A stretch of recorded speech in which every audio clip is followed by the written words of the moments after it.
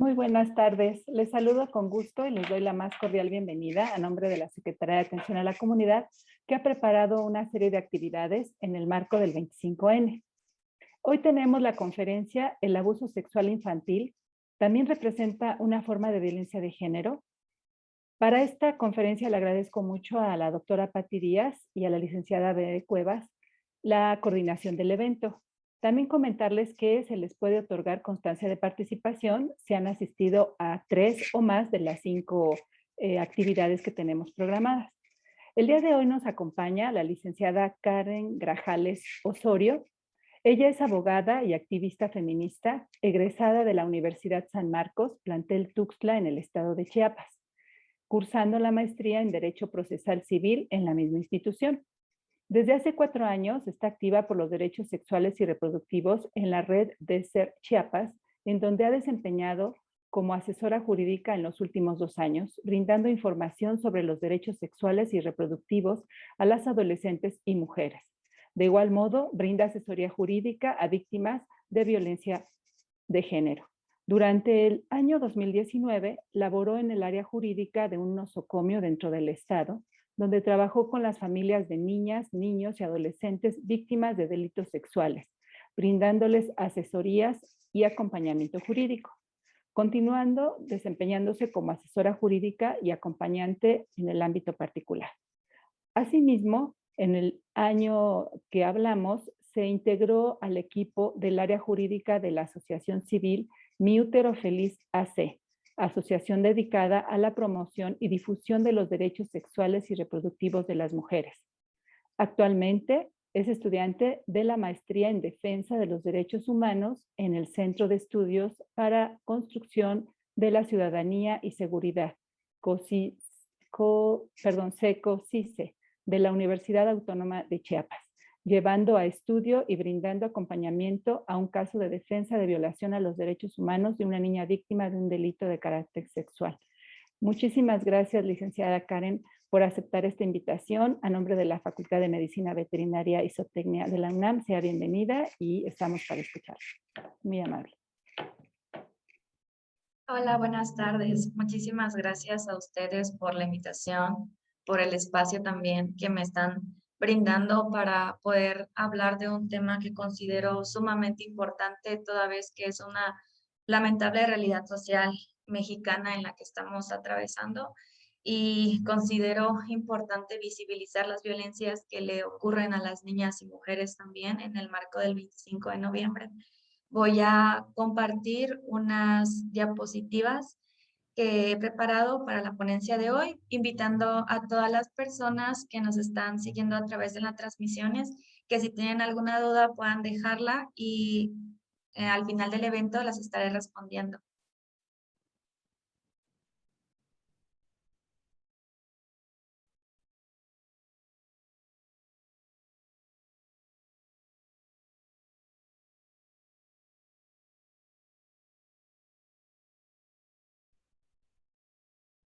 Bueno, pues como ya mencionaron, el tema que voy a dar es acerca del abuso sexual infantil, haciéndonos una pregunta muy importante, si también este tipo de violencia es una representación de una forma de violencia de género.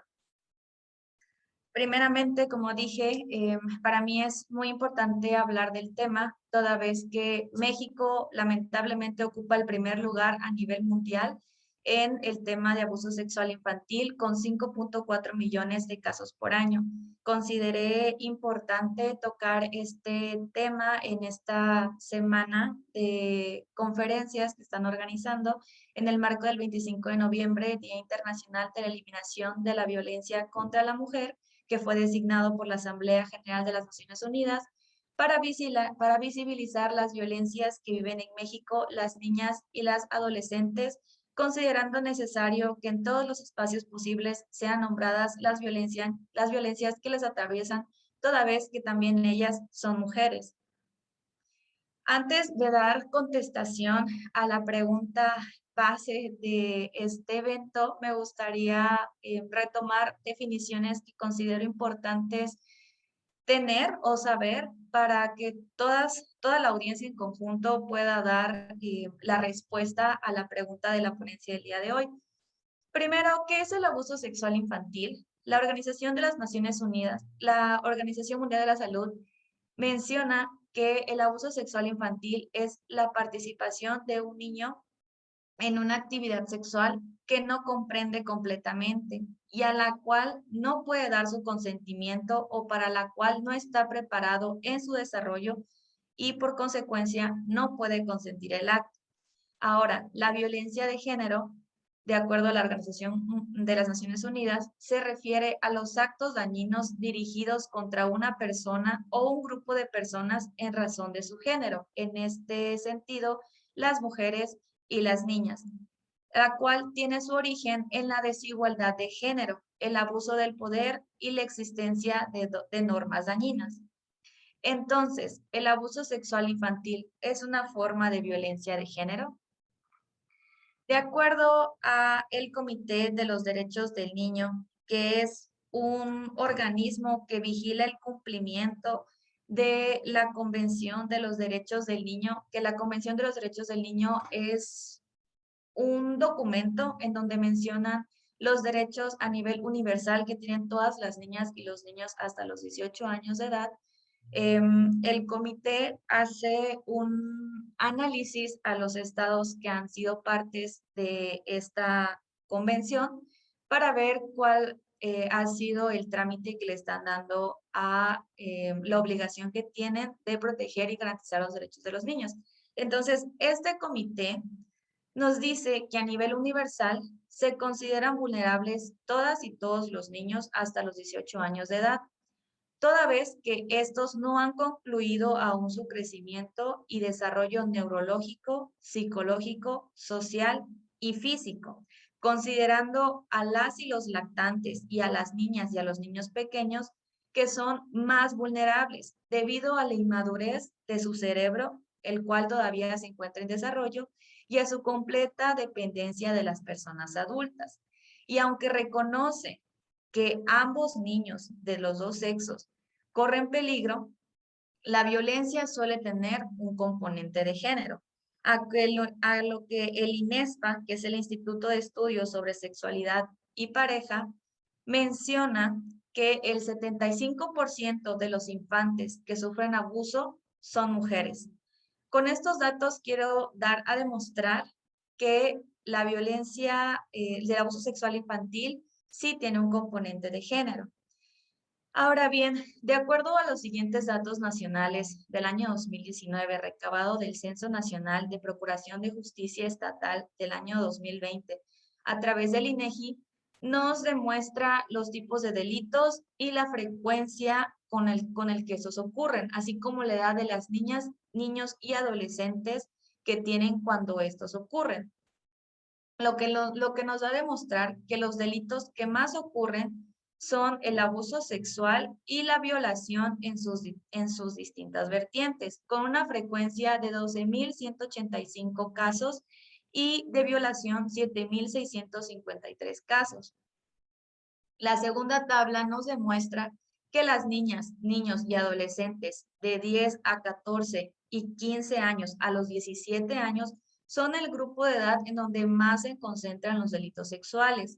La siguiente tabla nos demuestra que las niñas son los principales receptores de la violencia sexual, con un 86% respecto a los niños en un 14%. De igual forma, en la siguiente tabla podemos encontrar un concentrado de delitos sexuales contra la población de 0 a 19 años, que nos demuestra también que la violencia sexual infantil o el abuso sexual infantil sí tiene un componente de género. De acuerdo a lo anterior mencionado, es importante conocer ciertos datos también acerca del abuso sexual infantil, como lo son datos sobre las personas que abusan con la intención de romper con algunos estereotipos o estigmas que hay acerca del tema dentro de la sociedad, como por ejemplo que las personas que son los abusadores o los victimarios de estas niñas, niños y adolescentes son personas desconocidas, son personas que tienen una discapacidad mental o son personas muy alejadas de nuestra familia o de nuestro círculo cercano, lo cual el mismo INESPA, a través de un estudio que realizó, nos demuestra que es todo lo contrario, toda vez que en un 50% de las personas que abusan son familiares, en un 38% son conocidos, aunque no son familiares, lo que nos quiere dar a demostrar que las personas abusadoras están dentro del círculo cercano de las niñas, niños y adolescentes. Y únicamente el 12% son personas desconocidas. Desglosando estos datos nos conlleva a que el 75.1% de quienes ejercen abuso sexual son hombres. El 88.5% son conocidos de las niñas y los niños. El 50.4% son familiares de las niñas y niños. Y dentro de estos familiares, el 19.4% son tíos o tías. El 9.7% son primos o primas mayores de las niñas y niños. El 7% son padrastros y el 4.4% son hermanos o hermanas. De las personas conocidas, el 11.5% son amigos o amigas de la familia. El 6.2% representa a alguien que no conocían, pero que habían visto en algún momento. El 5.3% responde a una vecina o a un vecino. También nos mencionan estas estadísticas que la edad promedio de la persona que ejerce abuso sexual es de 30 años y medio.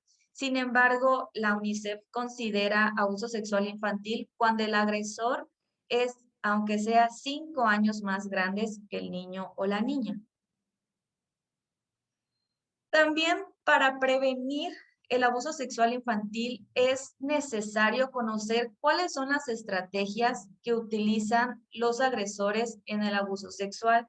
Esto también con la finalidad de romper algunos estigmas del por qué las niñas, los niños o los adolescentes muchas veces guardan silencio o tardan mucho en poder compartir que han sido víctimas. Una de estas estrategias es que los agresores o los victimarios utilizan mucho la confianza, porque como ya vimos, son personas dentro de un círculo cercano a las cuales les puedes tener confianza. También se aprovechan de una situación confusa o utilizan conductas de doble significado. Es decir, pueden comenzar con caricias no sexuales para que se ganen al 100%, para que manipulen al 100% a una niña, niño o adolescente. No van a comenzar primeramente como muchos se piensa, que van a agarrar físicamente el cuerpo de la niña, niño o adolescente y van a perpetuar la violencia sexual o el abuso sexual, sino que muchas veces comienzan con caricias o con roces o con toques en ciertas partes como el hombro, como la mejilla, como el cabello, que no representa una conducta sexual como tal, pero la finalidad sí es agredir de manera sexual a las niñas, niños y adolescentes. De igual forma, utilizan la sorpresa, es decir, a través de conductas inesperadas por la o el menor que no acaba de entender lo que ocurre. También recurren a sistemas de engaño, sirviéndose de otras supuestas motivaciones, como decirles, te quiero mucho, tú sabes que confías en mí, ¿no? Tú sabes que yo soy una persona de confianza. De igual forma, utilizan premios o castigos en el caso de no aceptar realizar cierto tipo de acciones. También en algún punto los agresores recurren a las amenazas verbales u otras consecuencias negativas para conseguir la conducta deseada o para que lo comuniquen o para que no lo comuniquen. También realizan amenazas físicas, recursos que utilizan más que nada las personas agresoras desconocidas. Y usar la violencia física realmente en este tipo de violencias es muy poco frecuente, porque la violencia que más utilizan primeramente es la psicológica a través de engaños y manipulación para que la niña o adolescente acceda a realizar cierto tipo de actos o permite realizar cierto tipo de actos, por decirlo así, porque realmente no puede haber un consentimiento en un tipo de delito como este, y más adelante lo voy a explicar. Por todas estas estrategias son motivos por los cuales las niñas, niños y adolescentes muchas veces callan los abusos o tardan mucho en compartirlos, aunado a que sienten vergüenza y culpa por lo sucedido, a pesar de que ellas y ellos no tienen la culpa. Y muchas veces también es porque no cuentan con una o un adulto de confianza, si se sienten completamente solos, se sienten en una situación de vulnerabilidad en la cual no cuentan con una mamá de confianza, con un papá de confianza, con una tía, tío, abuela o abuelo. Y por esa razón tardan mucho en contar la situación vivida porque no saben con quién compartirse. En la parte que mencionaba de el consentimiento que puede brindar una niña, niño o adolescente, es de lo que me voy a referir en esta parte. Primeramente, hay que reconocer que en el abuso sexual infantil hay coerción, una coerción psicológica. ¿Qué es una coerción? Es forzar, es obligar a alguien a hacer lo que yo digo.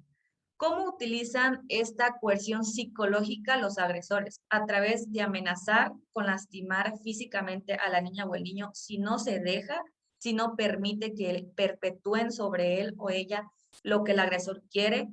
También muchas veces se le amenaza con asesinarle, se le puede amenazar también con hacerle daño a su familia cercana, a su mamá, a su papá, a su hermana, a su hermano. Amenazar con reiterarle el afecto también. Muchas veces esto es algo muy común porque como ya mencionamos, el agresor está dentro de un círculo cercano, entonces muchas veces la manipulación empieza en el sentido de yo te quiero mucho, eres una persona muy importante para mí, ven, ¿no? O juguemos, vamos a jugar y vamos a jugar a las escondidas, vamos a jugar, a hacer cierto tipo de acciones para después perpetuar el abuso.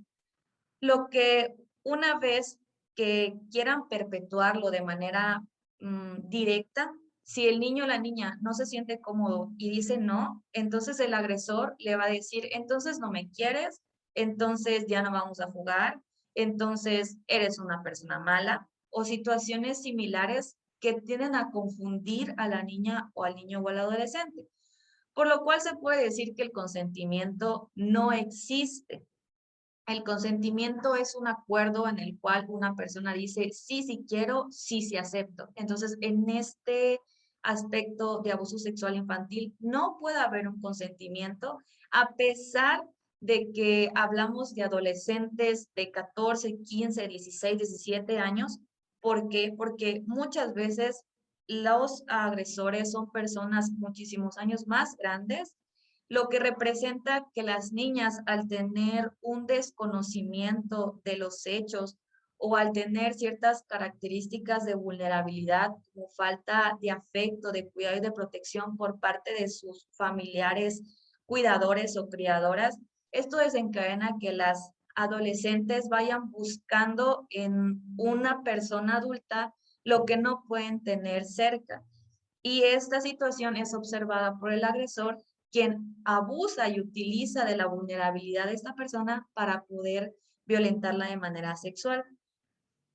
Así que las niñas, niños y adolescentes aceptan dar una muestra de afecto sexual a pesar de sentir que no es correcto o de entender o saber o presentir que no está bien.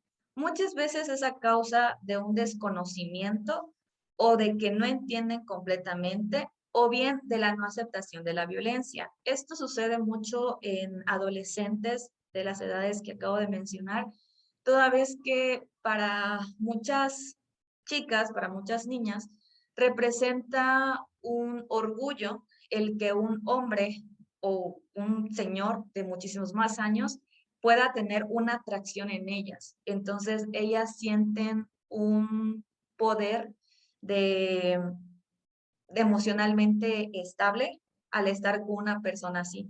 Y por eso pueden consentir el estar con una persona y dejarse eh, realizar ciertas acciones a pesar de que ellas muy en el fondo saben que eso no es lo correcto. ¿Cuáles son los factores de riesgo sociales por los cuales sigue existiendo el abuso sexual infantil? Primero, tiene que ver que a las niñas y a los niños muchas veces se les ve como propiedad de los adultos, de las adultas, o creen que ellas siempre tienen que obedecer. Y eso se ve desde la infancia y por eso también el abuso sexual infantil repercute mucho desde niñas, niños muy pequeñas.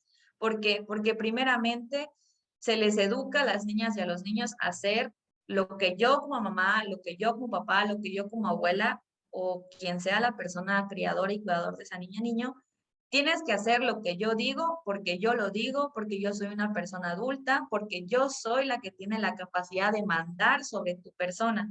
Entonces, si la niña y el niño reciben esta orden de una persona de confianza, que tengo que obedecer siempre lo que una persona mayor me dice, eso desencadena que a nivel psicológico las niñas y los niños continúen con esta orden, por lo cual cuando se acerca un abusador, las niñas y los niños tienden a tener una confusión y acceder o aceptar este tipo de abusos. También porque a nivel social se ha aceptado mucho la parte de los abusos, en el sentido de que no se le da un tratamiento integral a las niñas y a los niños víctimas o simplemente deciden hacer, hacerse a un lado de la situación que está sucediendo. También hay una impunidad muy alta a nivel legal para el acceso a la justicia a las niñas, niños y adolescentes. Y estos factores dependen muchísimo, como por ejemplo, a nivel legal hay una condicional para que las niñas, niños y adolescentes puedan acceder a la justicia, a pesar de que esto no debe ser así. Las, las autoridades que van a investigar estos delitos son las fiscalías especializadas. Estas fiscalías tienen la obligación de realizar las debidas diligencias para llevar a la conducción de la investigación a la verdad y se le pueda acceder a la justicia, se le pueda reparar el daño a la niña, niño y adolescente. Sin embargo, muchas veces lo que hacen estas fiscalías es que esperan el impulso procesal de las partes, es decir, que esperan que la persona por la cual está representada esa niña, niño o adolescente esté llegando constantemente a las fiscalías a observar cuál es el trámite que le están dando. Y si no observan alguna falta de algún documento, de algún peritaje, para darle continuidad a la carpeta, las autoridades no lo hacen a pesar de que es su obligación hacerlas y de que está en la ley, muchas veces el desconocimiento de la misma ley, de la misma norma, desencadena que exista una impunidad, más la falta de compromiso por parte de las autoridades investigar estos delitos y hacerle justicia a estos niños, niños y adolescentes. De igual forma, otros factores de riesgo puede ser la falta de redes de apoyo para las familias, ya sea desde la cuestión de la salud, refiriéndome a la cuestión física directamente para niña, niño y adolescente, y también la salud mental, tanto para la víctima, niña, niño, adolescente, y también para su familia, porque esto representa un impacto psicológico demasiado fuerte y que tienen que tener toda una red de apoyo para poder llevar el proceso penal y llevar todo el proyecto de vida que se vio interrumpido a través de la violencia sexual. Sin embargo, a pesar de que el Estado tiene diversas instituciones que deberían y que tienen como función brindar ese tipo de servicios, no los dan o bien son de desconocimiento de las familias. Igual por el sistema patriarcal y por los sistemas y por los pactos patriarcales. Esto en referencia a que muchas veces, como los agresores se encuentran dentro de las familias, pues prefiere quedarse como secreto de familia, de no vamos a decir nada, porque es mi hermano, porque es tu papá, porque es mi papá, ¿no? Porque es tu abuelo. Entonces, todo esto lleva también a una impunidad a este tipo de casos. También por la negación de los abusos sexuales, precisamente por este estigma de que en mi familia este tipo de casos no pasan. A mi hijo, que yo le estoy cuidando, a mi hija, que yo le estoy cuidando, es imposible que le pasen ese tipo de cosas, este tipo de violencias, ¿no? Lo voy a negar y si lo niego, no existe. Sin embargo, esto es completamente falso y afecta bastantemente a nivel psicológico a las niñas, niños y adolescentes que han sido víctimas. También por la escasa educación integral a la sexualidad por parte de las personas criadoras o cuidadoras de las niñas y niños en sus primeros años de vida. ¿Por qué?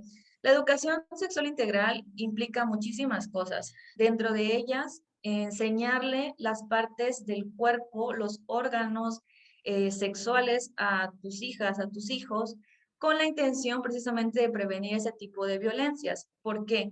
Porque si tú vas y le enseñas a un niño desde muy chiquito cuáles son las partes de su cuerpo, para qué funcionan y quiénes no pueden tocarlos, eso le va a ayudar a poner un alto cuando la niña o niño identifique que eso no está bien. Hay diferentes asociaciones y fundaciones que han sacado muchísimas técnicas para poder enseñar técnicas de cuidado, de protección y de enseñanza a las niñas y niños pequeños. Recordemos que las niñas y niños que son muy pequeñitos tienen una capacidad de aprendizaje muy visual, por lo cual hay herramientas como el que se llama los colores del semáforo, que hacen referencia a que vas a enseñarle a tu hijo, a tu hija, a tu nieta, a tu sobrina, que está chiquita, a decirle, estas son las partes de tu cuerpo, ¿no? Cabello, ojos, boca, nariz, pechos, y nombrarles como tal para que también las niñas no se confundan. Tu vagina, tu ano, tu pene, todo, y decirle al niño y a la niña, a ver, estos ojos te sirven para esto, para ver. Si te sientes molesto, puedes ir con mamá, con papá, para que te revise el ojo a ver qué tienes. Pero hay ciertas partes que nadie puede tocarte si tú no quieres, ¿no? Ni papá, ni mamá, ni abuelo, ni tía, ni tío pueden tocarte esas partes. ¿Por qué? Porque únicamente puedes verlas tú, pueden ser observadas por ti, a menos que sientas alguna comezón o alguna cosa con la cual no te sientas cómodo. Puedes venir conmigo, que soy una persona de confianza, para que podamos checar qué es lo que está sucediendo con tu cuerpo. O bien, imprimir una foto de la niña, del niño, y decirle, este eres tú, ¿no? Porque las niñas y los niños chiquitos, en lo general, no saben dibujar bien. Entonces, decirles, ok, este eres tú. Este es, y decirle tal cual por su nombre, ¿no? Bueno, ¿cuáles son las partes de tu cuerpo? Esta y esta y esta. Y esta parte, y esta parte, y esta parte, y colorearlas o encerrarlas con un plumón. Estas no se tocan por nadie. Este tipo de acciones van a ayudar muchísimo a la prevención del abuso sexual infantil. De igual forma, que las adultas y los adultos seamos personas en las cuales las niñas y los niños puedan confiar. ¿Esto cómo se lleva a cabo? Que seamos personas que siempre estemos escuchando a las niñas y a los niños. Las niñas y los niños en lo general te quieren platicar que tomaron su clase, que comieron una paleta, que vieron una caricatura. Y aunque para las adultas y los adultos estas charlas sean un tanto innecesarias o aburridas, para la niña y el niño representa que tú le estés escuchando y que le estés viendo y que le estés poniendo atención, que eres una persona que siempre va a estar ahí para ella, para él, para escucharle. Si tú le escuchas como adulto y como adulto a una niña pequeña sobre este tipo de situaciones tan comunes en la vida, de ver una caricatura que le gusta, de que conoció un nuevo color, de que aprendió a dibujar algo, si en algún momento sucede una violencia como la sexual, la niña y el niño va a tener en ti una persona de confianza, por lo cual se va a acercar de manera inmediata y vas a evitar que ese acto continúe, porque en la mayoría de las veces el abuso sexual infantil es de manera reiterada, es decir, no ocurre solamente una vez, ocurre en varias ocasiones. También la obediencia, es decir, que no queremos acudir a las autoridades porque no queremos hacer un escándalo, no, no queremos hacer algo que pueda perjudicar a la reputación de una familia. Existen también 3 aliados del abuso sexual infantil, que son el miedo, el silencio y la ignorancia, que son aliados, por decirlo así, porque ayudan a que el abuso sexual infantil continúe, como cual el miedo en referencia a que lleva a minimizar el abuso o a no aceptar que se ha sido víctima, como por ejemplo decir, a mí no me pasa, a mí no me pasó, lo que a mí me hicieron fue otra cosa. No puedo aceptar que a mi persona, esto generalmente en adolescentes más que en niñas y en niños, que no pueden el grado de el que le haya sucedido una violencia sexual porque les da miedo de la culpa y vergüenza que sienten. También el silencio. El silencio fomenta un espacio de impunidad, pues es el elemento clave para que ocurra un abuso sexual. Para que ocurra un abuso sexual consiste en la creencia o la percepción de no ser descubierto y castigado si se comete. Esto supone bajar los riesgos de ser sancionado legal o socialmente y facilitar el abuso. También la ignorancia o falta de conocimiento. La ignorancia fomenta falsos mitos sobre el abuso sexual, como ya los venía diciendo. La ignorancia también lleva a minimizar la violencia a través de chistes sobre el abuso o sobre la violación, lo que lleva a la justificación de el abuso. Hay muchos chistes o muchas bromas que son en base a la cultura de la violación o del abuso, ¿no? Como hay chistes muy malos, muy malos, para mí no le puedo llamar chiste a algo que lastima a alguien, pero para la sociedad todo hay que hacerlo gracioso, entonces hay muchos chistes en donde refieren que algún familiar te violó porque hiciste algo mal, ¿no? O mejor no digas tal cosa porque tal familiar te va a hacer una situación de violencia o de abuso, lo cual representa que estamos justificando, minimizando y normalizando la violencia. Ahora, ¿qué hago?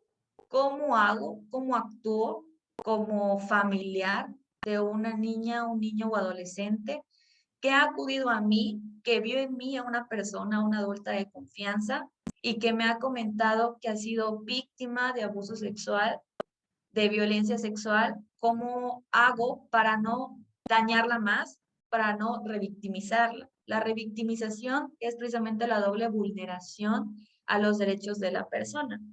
Es decir, si tiene la confianza en mí, no la voy a violentar otra vez, ¿no? Y muchas veces esto sucede por la falta de desconocimiento de cómo hacer o cómo actuar. Primero, hay que escuchar sin interrumpir a la niña, niño o adolescente. No vamos a interrumpir en ningún momento el relato de los hechos, a pesar de que tengamos 1000 preguntas, de que querramos llorar, de que sintamos tantas cosas. Lo más saludable para la niña, niño o adolescente es escuchar, es posicionarnos desde una postura de acompañamiento, no de priorizarnos a nosotras y a nuestros sentimientos, a nuestros pensamientos y a nuestros prejuicios. En este momento, la persona que importa es la víctima. Entonces, primero voy a escuchar sin interrumpirle. Cuando termine su relato, es muy importante mencionarle que le creemos. Es decir, te creo. Todo lo que me estás diciendo, yo sé que es cierto. Yo te creo. Después de decirles estas palabras, que pueden ser muy banales, pero que para las víctimas son muy importantes, se da inicio a un discurso de acompañamiento con ciertos datos importantes, como cuáles: no considerarle culpable en ningún momento, bajo ninguna circunstancia, es decir, no voy a culpabilizar a la víctima por lo que le pasó, por lo que le hicieron. No mencionar palabras que la o lo confundan o que lo denigren, pues pueden confundir sus sentimientos hacia el agresor. También es importante abstenerse de hacer promesas que no se pueden cumplir. ¿Por qué? Porque si hacemos este tipo de acciones y no se cumplen, la niña, niño o adolescente víctima se va a sentir muy mal y ya no va a contar, y ya no va a confiar en nosotras. De igual forma, hay que evitar preguntar las razones por las cuales la niña, niño o adolescente permitió que la violencia se prolongara. Es decir, no le voy a preguntar por qué te dejaste, por qué no me dijiste antes, por qué podías convivir con la persona que te agredió tan tranquilamente. Este tipo de situaciones revictimizan a la persona, a la niña, niño, adolescente que tuvo la confianza en ti de poder contar una situación tan grave y que siente muchísima vergüenza y culpa por lo que le sucedió. Al finalizar eh, todo este discurso de acompañamiento, es importante que se cierre o que se finalice con agradecer la confianza que te dieron y también comenzar con las explicaciones de las acciones o de las opciones de las acciones que pueden acudir. Esto es diferente cuando es en niñas, niños pequeños y cuando es en adolescentes que ya tienen una capacidad mental de entender más los hechos. En el caso de niñas, niños pequeños, es necesario explicarles en un lenguaje entendible qué es lo que vamos a hacer, ¿no? Decir, ok, muchas gracias por la confianza, sabes que siempre voy a estar aquí para ti. Si quiere darle un abrazo, también es importante observar su expresión corporal y decirle, mira, por lo que te hizo tal persona, tu tía, tu tío, tu abuela, quien sea, su agresora, es importante que primero te llevemos al doctor, te llevemos a la doctora para poder observar que estás bien de manera física, porque me interesa que te sientas bien. De igual forma, te voy a llevar con una especialista con la que vas a platicar, que te va a ayudar a que te sientas bien de la cabeza, que te sientas bien de tu cabecita, que te sientas bien emocionalmente, ¿no? De tu corazoncito. ¿Por qué? Porque la atención a la salud para mí es de las cuestiones más importantes una vez que te has enterado que una persona ha sido víctima de abuso sexual infantil. Tanto de manera física para prevenir en niñas, niños y adolescentes enfermedades de transmisión sexual, infecciones de transmisión sexual y en adolescentes en una edad en la que ya menstruan, evitar un embarazo, obviamente no deseado. Seguido de esto, de asesorarse con una persona, con una abogada que sea, que tenga conocimiento en cómo denunciar en la materia y que nos puedan explicar cómo es el trámite, qué se lleva, qué se necesita, qué papeles necesito, a dónde exactamente tengo que llegar, porque ahorita hay muchísimas fiscalías. Es una, pero hay varias, digamos que es la general, que es como una mano, y esta tiene un montón de delitos, ¿no? Entonces, así como esta es la general, pues están las fiscalías especializadas para diferentes delitos. Entonces, es necesario también contar con este acompañamiento tanto para la víctima, niña, niño o adolescente, como para la familia de las víctimas, que terminan siendo víctimas indirectas porque les afecta la situación que está pasando la víctima directa. Y en el sentido de cuando son adolescentes que tienen capacidad de decisión, es muy importante respetarles esta capacidad que tienen y también otorgárselas para no continuar con este adultocentrismo de yo soy la que te cuida, yo soy la que te protege, yo soy la que sabe qué se hace en estos casos. Ok, si lo sabes, está bien, pero compárteselo para que esa persona pueda decidir qué quiere hacer. Porque muchas veces puede haber platicado, comentado, compartido la violencia de la que fue víctima, pero todavía no se siente lista para denunciar y es completamente válido. Hay que recordar que la denuncia no es una obligación, es un derecho que tienen las víctimas y que pueden ejercerla cuando ellas se sientan listas, no cuando una considera que tienen que hacerlo. Sin embargo, sí es importante que se les dé esa opción. Cuando es una niña, es una adolescente de 14, 15, 16, 17 años, es importante darles este discurso también al finalizar, de decirles, para mí es muy importante tu atención a la salud, tanto física como mental, y yo te sugiero que podamos, que te acompaño a una institución que te puedan valorar físicamente, que te puedan dar un acompañamiento psicológico para que puedas sobrellevar esta violencia. También considero que puedes en algún momento, cuando tú te sientas lista, a denunciar a esta persona. Cuando tú quieras, yo voy a estar ahí, yo te voy a acompañar, tanto moralmente como físicamente, ¿no? Yo voy contigo a la fiscalía si tú quieres, pero no cuando yo quiera, no vamos ya ahorita, vamos ya, ya lo hagamos, ¿no? O ya, mira, mi amiga es abogada, le voy a hablar. No. Si le quieres hablar, está bien, hazlo, pero que no lo escuches y su decisión es no hacerlo en ese momento. Si ella te dice, no, no quiero denunciar porque por los motivos que sean, está bien, pero deja la opción abierta para cuando ella quiera se pueda interponer el recurso. Y si la persona en ese momento decide, sí, sí quiero denunciar, pero no sé qué hacer, no sé qué decir, no sé qué me van a pedir, entonces busquemos asesoría legal para que alguien nos pueda ayudar. ¿Cuál es la importancia que tiene precisamente el poder denunciar los hechos ante una autoridad? Primero es detener el delito, ¿no? O sea, que no siga perpetuándose ese delito. También para poder prevenir que otras niñas, niños o adolescentes sean víctimas de la persona agresora. También porque es el derecho de las niñas, niños y adolescentes a tener acceso a la justicia. También para prevenir mensajes de desesperanza y de complicidad, ¿no? De la familia con tu agresor. De decir, es que es cómplice porque yo se lo dije y no dijo nada, no quiere que yo denuncie, ¿no?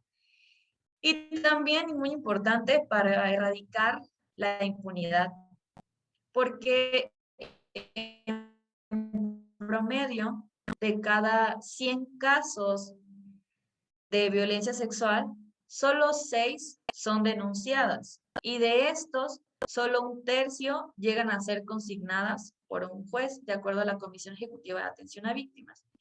Esto es por muchísimos factores. Uno de ellos depende de los contextos socioeconómicos en los que se encuentra en la familia, porque muchas veces dentro de tu plan de ingresos y egresos familiares no está el que tengas que ir de manera reiterada a una fiscalía para ver cuál es el trámite que le están dando a la denuncia que te pusiste, ¿no? O muchas veces la misma ley menciona que si viviste en un estado y ahí fuiste agredida de manera reiterada o una vez por una persona y luego te regresas al lugar de origen en donde estabas habitando o te cambias de domicilio de estado, la ley te condiciona que para acceder a la justicia tienes que viajar a donde te agredieron para que la autoridad de ahí pueda investigar los hechos, te los puedan juzgar y tengas derecho de acceso a la justicia, lo cual es bastante grave y bastante preocupante y violatorio de derechos humanos de las niñas, niños y adolescentes, porque no puede ser que la misma ley que se supone que te tiene que garantizar tus derechos te los impida al ponerte una condicionante de estar viajando constantemente para que accedas a la justicia. Por eso es importante también la denuncia, porque al observar este tipo de prácticas violatorias a derechos humanos, entre litigantes podamos interponer recursos para que puedan modificarse en algún punto este tipo de leyes. Y ya para finalizar esta participación, quiero recordarles que las niñas, niños y adolescentes, para ellas es muy difícil dar el primer paso de verbalizar lo que les sucedió, por lo cual siempre se le debe de brindar apoyo y comprensión. Hay que creerles a las niñas, niños y adolescentes, ya que ellas y ellos no mienten, recordando que los únicos responsables del abuso sexual son los abusadores, nunca son las niñas o los niños. Gracias. Muchísimas gracias, Karen. Información súper importante, muy enriquecedora. Ojalá esto nos quede un poquito a todos, ¿no? Para siempre buscar ayuda y estar al pendiente de nuestros niños. Te lo agradecemos mucho. Si alguien quiere dejar algún comentario o algo, además de las felicitaciones que veo que tienes en Facebook, estamos listos para recibirlas. Y entonces en lo que se emocionan un poquito y empiezan a escribir, quiero compartirles que todavía seguimos trabajando dentro del marco del 25 de noviembre y todavía tenemos más pláticas. El día de hoy, bueno, fue la de Karen del abuso sexual. Y el día de mañana tenemos menos amor romántico y más igualdad de género en nuestras relaciones amorosas.